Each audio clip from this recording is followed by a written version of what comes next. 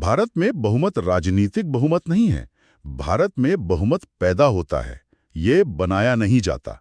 यही एक सांप्रदायिक बहुमत और एक राजनीतिक बहुमत के बीच का अंतर है। एक राजनीतिक बहुमत एक निश्चित या स्थायी बहुमत नहीं होता है। ये एक ऐसा बहुमत है जो हमेशा बनाया, बिगाड़ा और फिर से बनाया जाता है।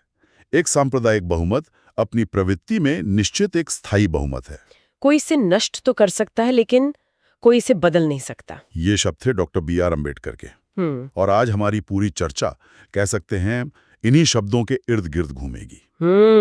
आज हम तमिलनाडु के 100 साल पुराने द्रविड़ आंदोलन की एक गहरी, एक आलोचनात्मक पड़ताल करने जा रहे हैं। बिल्कुल।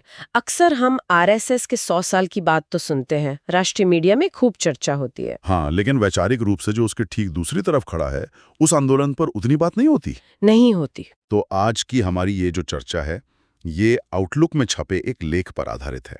इसका शीर्षक है the Dravidian legacy, caste majority and Dalit suppression. तो हमारा मकसद इस आंदोलन के विकास को समझना है।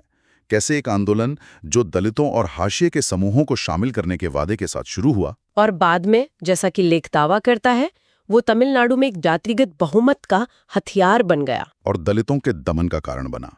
तो चलिए इसकी परतों को एक एक करके खोलते हैं। चलिए तो शुरुआत करते हैं इसकी जड़ों से। लेख के हिसाब से इस कहानी की शुरुआत होती है जस्टिस पार्टी से। हाँ, जिसने 1920 में मद्रास प्रेसिडेंसी में सरकार बनाई थी। और इसी विरासत को, इसी परंपरा को आगे बढ़ाया ईवीआर पेरियार के सेल्फ रिस्पेक्ट मूवमेंट ने। और फिर द्रविड़ कड़गम और बाद में सीएन अन्नादुराई की डीएमके, ये सब उसी एक धारा का हिस्सा हैं। लेकिन यहाँ सबसे दिलचस्प बात यह है कि ये सब एक गैर ब्राह्मण पहचान के झंडे तले एकजुट हुए। बिल्कुल। और ये जो पहचान है वैर ब्राह्मण, ये कोई स्वाभाविक पहचान नहीं थी। इसका निर्माण किया गया था, एक सोची समझी राजनीतिक प्रक्रिया थी ये। अच्छा। इसकी शुरुआत कह सकते हैं 1912 में हुई, जब डॉक्टर सी नटेसन मुदलियार ने द्रविडियन एसोसिएशन बनाया। और फिर 1916 में गैर ब्राह्मण घोषणा पत्र आया। हाँ, और उसने इसे एक ठोस राजनीतिक रूप दे दिया। ये ब्राह्मणवादी वर्चस्व को एक सीधी चुनौती थी, लेकिन इसने एक नई तरह की राजनीति की नींव भी रखी। और इसी नींव पर फिर 1917 में जस्टिस पार्टी का गठन हुआ। सही। और उसने 1920 के जो प्रांतीय चुनाव थे वो बहुत आसानी से जीत लिए। हाँ, वो जीत गए। और उसकी एक बहुत बड़ी वजह ये भी थी कि उस समय की जो मुख्य राजनीतिक ताकत थी, मतलब कांग्रेस, जो ब्राह्मण वर्चस्व वाली मानी जाती थी, बिल्कुल, उसने चुनावों का बहिष्कार कर दिया था। अच्छा, वो भारत सरकार अधिनियम 1919 के तहत जो द्वैध शासन यानी डायरकी सिस्टम शुरू हुआ था, उसके विरोध में। हाँ, कांग्रेस उसका विरोध कर रही थी। तो बेसिकली जस्टिस पार्टी को एक खुला मैदान मिल गया। और सत्ता में आते ही उन्होंने एक बहुत बड़ा, एक ऐतिहासिक कदम उठाया, 1921 का सांप्रदायिक शासनादेश, कम्युनल जियो। बिल्कुल। और ये उस समय के हिसाब से एक क्रांतिकारी कदम था। कैसे? इसने पहली बार अलग अलग गैर ब्राह्मण समुदायों के लिए सरकारी नौकरियों में आरक्षण का दरवाजा खोला। ये उस विचार का पहला संस्थागत रूप था कि सत्ता और संसाधनों का बंटवारा आबादी के हिसाब से होना चाहिए। तो सामाजिक न्याय की राजनीति का ये एक बहुत बड़ा मील का पत्थर माना जाता है। बिल्कुल। सुनने में तो ये बहुत प्रगतिशील लगता है, लेकिन लेख ये बताता है कि इस गैर ब्राह्मण पहचान के छाते के नीचे सब लोग शामिल नहीं थे। इसमें एक बहुत बड़ी दरार थी, है ना? एकदम सही कहा। और यही इस पूरी कहानी का सबसे अहम, सबसे जरूरी मोड़ है। ये जो गैर ब्राह्मण श्रेणी थी, इससे दलितों और दूसरे धार्मिक अल्पसंख्यकों को मतलब व्यावहारिक रूप से बाहर ही रखा गया। अच्छा। और ये सिर्फ कोई सैद्धांतिक बात नहीं थी। 1920 में जब पहली जस्टिस पार्टी की मिनिस्ट्री बनी, तो आप उसकी संरचना देखिए। उसमें कौन लोग थे? उसमें प्रतिनिधित्व उन जातियों का था जो संख्या में ज्यादा थीं और सामाजिक आर्थिक रूप से भी प्रभावशाली थीं। दलितों को उनका जो वाजिब हक था वो नहीं मिला। मतलब ये कोई ऐसी समस्या नहीं थी जो बाद में पैदा हुई, आंदोलन की नींव में ही ये दरार मौजूद थी। बिल्कुल, शुरू से ही थे। और जाहिर है इसका विरोध भी हुआ होगा। विरोध तो तुरंत शुरू हो गया। 1923 में एक बहुत प्रमुख दलित नेता थे, एमसी राजा। वो दलित प्रतिनिधियों के एक समूह को लेकर उस समय के गवर्नर से मिले। उन्होंने एक याचिका सौंपी जिसमें जस्टिस पार्टी द्वारा किए जा रहे इस अन्याय को साफ साफ उजागर किया गया था। उनकी मांगे क्या थीं? मतलब क्या चाहते थे वो? उनकी मांगे बहुत स्पष्ट और ठोस थीं। पहली, सरकारी नौकरियों में 30% आरक्षण। ठीक है। दूसरी, निर्वाचित निकायों में सिर्फ चुनाव जीतने के भरोसे नहीं, बल्कि पक्का प्रतिनिधित्व। और तीसरी, दलित कल्याण के लिए एक अलग विभाग का गठन। ये एक तरह से कह सकते हैं एक शुरुआती चेतावनी थी कि ये गैर ब्राह्मण एकता एक छलावा साबित हो सकती है अगर उसमें दलितों के अधिकार सुरक्षित नहीं किए गए। और यहीं पर अंबेडकर की वो बात एकदम सटीक बैठती है जिसका जिक्र हमने शुरुआत में किया था। हाँ। राजनीतिक बहुमत बनाम सांप्रदायिक बहुमत। बिल्कुल, अंबेडकर ने यही तो समझाया था कि एक राजनीतिक बहुमत तो मतलब मुद्दों, गठबंधनों और चुनावों के आधार पर बनता बिगड़ता रहता है। आज कोई सत्ता में है, कल विपक्ष में हो सकता है। सही, लेकिन एक सांप्रदायिक या जातिगत बहुमत वो जन्म से तय होता है, वो स्थायी होता है, वो चुनाव से नहीं बदलता। और भारत की जो संसदीय लोकतंत्र प्रणाली है, उसने बिना किसी सुरक्षा कवच के इस जातिगत बहुमत को और मजबूत होने का रास्ता दे दिया। अंबेडकर ने अलग निर्वाचक मंडल जैसे सुरक्षा उपायों का प्रस्ताव इसीलिए तो दिया था ताकि बहुमत का शासन बहुसंख्यक जाति के शासन में न बदल जाए। बिल्कुल। और तमिलनाडु में जाति की इस ताकत का एहसास कह सकते हैं बाकी भारत की तुलना में बहुत जल्दी हो गया। हाँ, जिसका श्रेय इन गैर ब्राह्मण और स्वाभिमान आंदोलनों को जाता है। हाँ, लेकिन लेख एक बहुत ही स्याह पहलू की ओर इशारा करता है।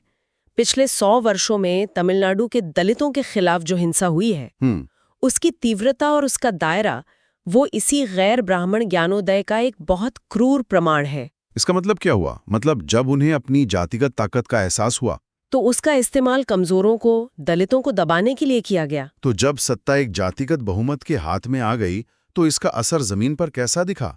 लेख तो एक बहुत ही परेशान करने वाली तस्वीर पेश करता है। असर ये हुआ कि दलितों के खिलाफ सिर्फ सामाजिक भेदभाव ही नहीं रहा, बल्कि राजकीय हिंसा को भी बढ़ावा मिला।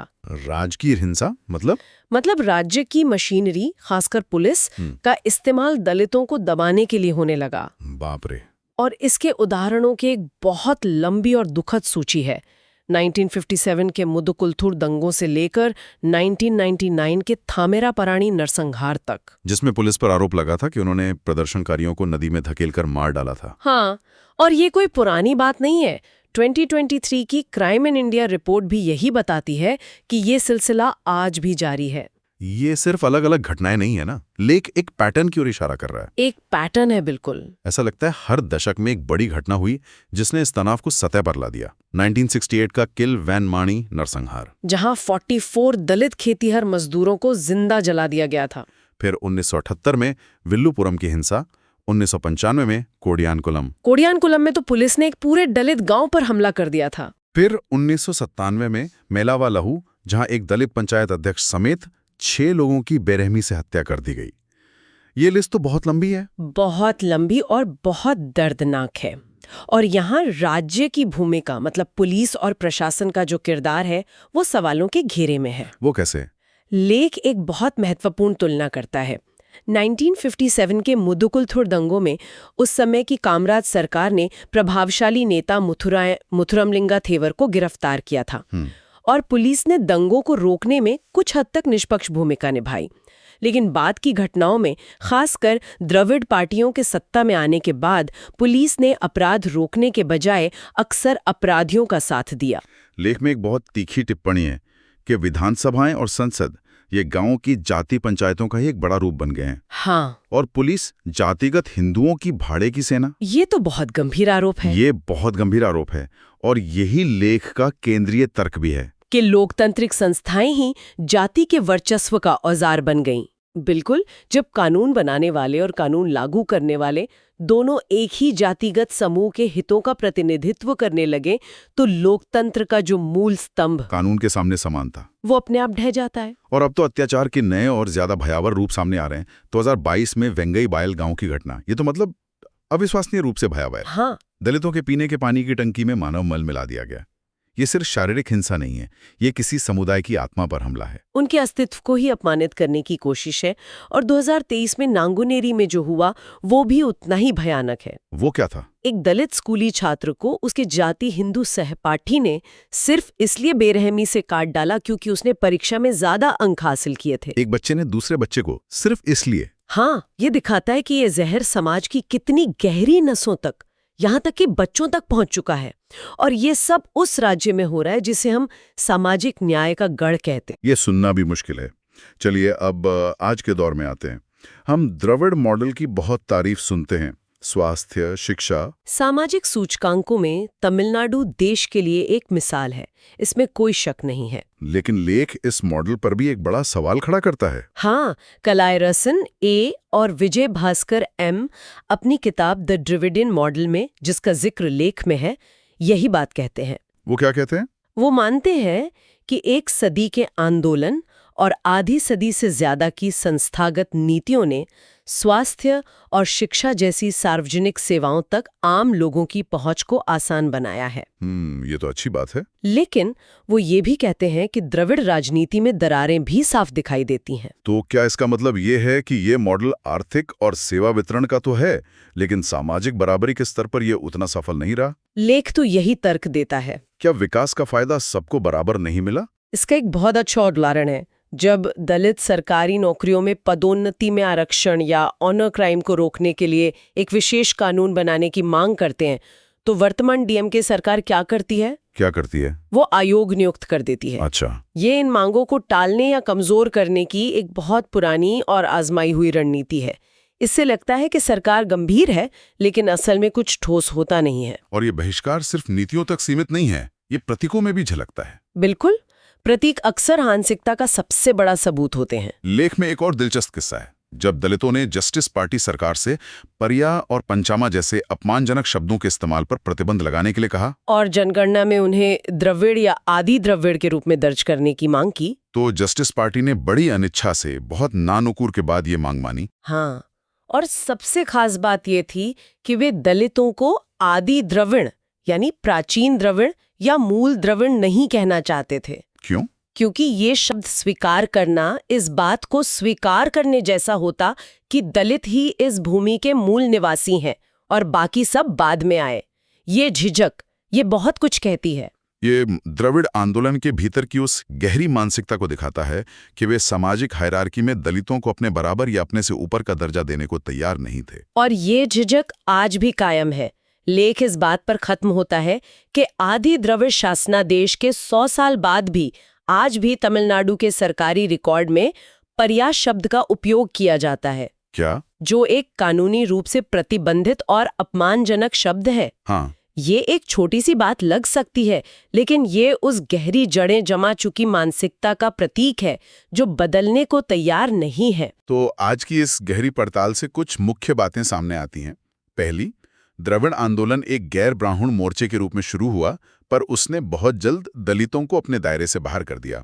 दूसरी, इसने संसदीय लोकतंत्र का उपयोग अंबेडकर के राजनीतिक बहुमत के आदर्श के बजाय एक स्थायी जातिगत बहुमत की सत्ता स्थापित करने के लिए किया। तीसरी बात यह है कि इसका नतीजा दलितों के खिलाफ संस्थागत हिंसा और राज्य की मिलीभगत की एक बहुत दुखद विरासत रही है, जैसा कि लेख में दिए गए उदाहरण दिखाते हैं। और आखिर में यह बहिष्कार आज के प्रसिद्ध द्रविड़ मॉडल में भी किसी न किसी रूप में मौजूद है। बिल्कुल, जो विकास के तमाम दावों के बावजूद सामाजिक न्याय की अपनी मूल प्रतिज्ञा को पूरी तरह से निभाने में विफल रहा है। यह पूरी चर्चा एक बहुत ही अहम सवाल उठाती है।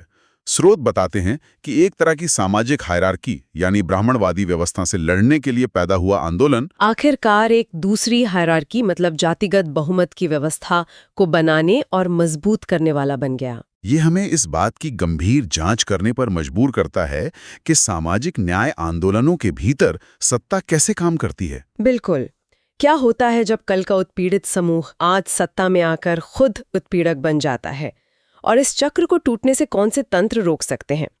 ये सिर्फ तमिलनाडु की कहानी नहीं है, ये दुनिया भर के कई मुक्ति आंदोलनों के लिए एक चेतावनी और एक सबक है। यूपीएससी की तैयारी करने वालों के लिए ये विषय सामाजिक न्याय और भारतीय राजनीति के पेपर में बहुत अहम हो सकता है।